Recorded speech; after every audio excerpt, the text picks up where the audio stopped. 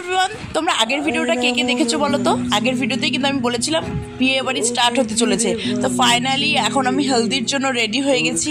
এখানে মা মামিরা সবাই রেডি। এখন আমরা যাবো বিয়ে বাড়িতে। তো বিয়ে বাড়িতে এসে দেখছি এখানে হলুদ কোটা শুরু হয়ে গেছে।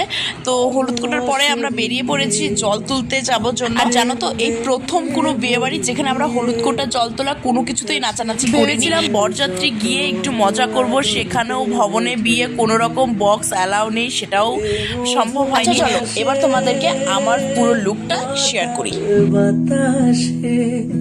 ভালোবাসা এরপর বাড়ি এসে আমার বোনদের মাথায় যে কি ভূত চেপেছে, ওরা আমার চুলটাকে ফুল দিয়ে সাজাবে। প্রথমে ভালো না লাগলেও পরে কিন্তু ভীষণই সুন্দর লাগছিল চুলটাকে। ওরা এত সুন্দর করে চুলটাকে সাজালো, তাই ওদেরকে একটু ট্রিট দিলাম। এরপর আমরা রেডি হয়ে বরযাত্রী গিয়েছিলাম, সেটা তোমরা নেক্সট পার্টে দেখতে পাবে। তো টাটা।